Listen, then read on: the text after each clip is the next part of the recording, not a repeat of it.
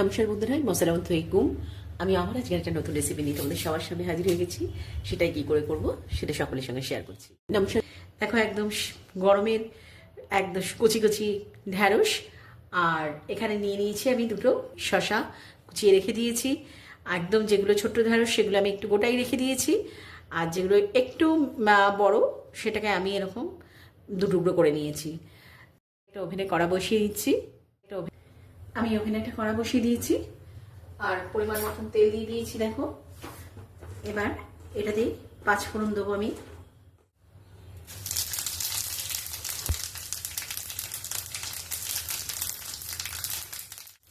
অল্প একটু হিং দিয়ে দেবো।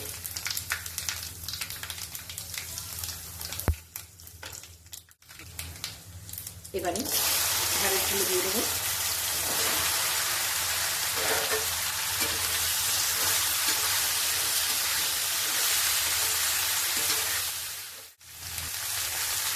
ঝালটা যে যেরকম খাবে সেরকমই দেবে।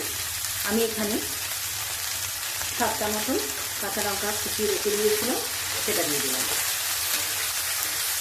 আমি আর গুঁড়ো লঙ্কা দিচ্ছি না, কাঁচা লঙ্কা দিয়ে এটা করছি। এটাকে একটু হালকা ফ্রাই করে নেব। ঢ্যাঁড়সটা হালকা করে ভাজা হয়ে গেছে। এবারে এর মধ্যে দিয়ে দেবো বেশ খানিকটা কুচো করা রসুন।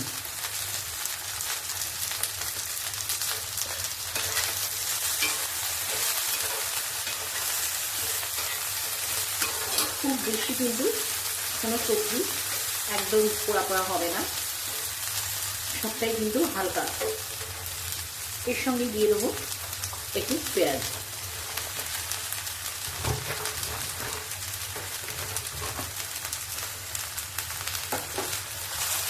আমি এখানে 2টো পেঁয়াজ দিয়েছি। কেউ যদি মনে করো একটু বেশি পেঁয়াজ দেবে দিতেই পারো। সামান্য একটু নুন দিয়ে দেবো।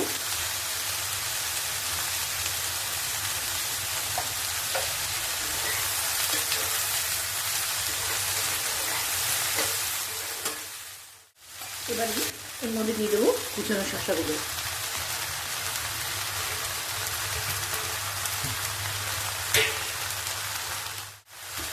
আর দুটো করে যে টমেটো কুচিয়ে রেখেছিলাম সেটা দিয়ে দেবো।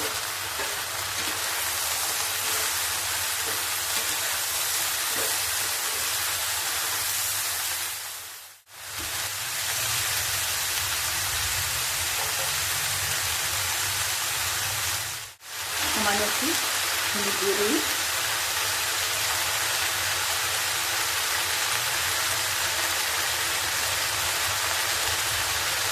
একটু জিরে গুঁড়ো, 1 চামচ ধনে দেবো।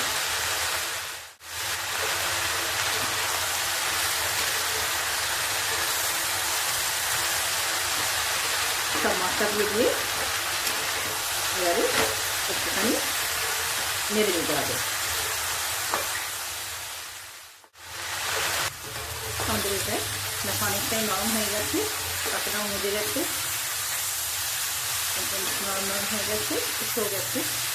এবার একটু আমরা অল্প জল দিয়ে দেবো।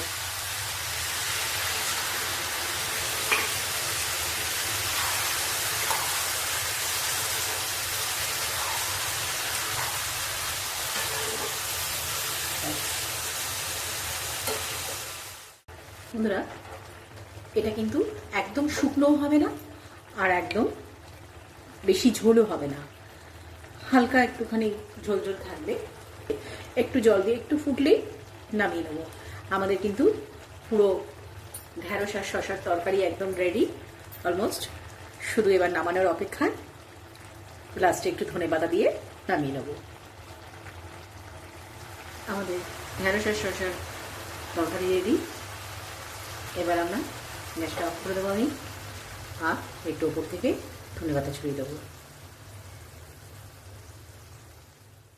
বন্ধুরা, আমার ঢ্যাঁড়স শসার ভেজিটেবিল রেডি, আমি তৈরি করে দিয়েছি, সার্ভও করে দিয়েছি। এবার শুধু খাওয়ার অপেক্ষায় আমি গরম গরম রুটি দিয়ে দিয়েছি।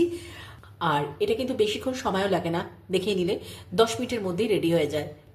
তাই আমার এই রেসিপিটা যদি ভালো লাগে প্লিজ যারা ফেসবুক থেকে দেখছো তারা একটা লাইক করতে ভুলো না, আর যারা ইউটিউব থেকে দেখছো তারা আমার চ্যানেলটাকে একটা সাবস্ক্রাইব করতে ভুলো না প্লিজ।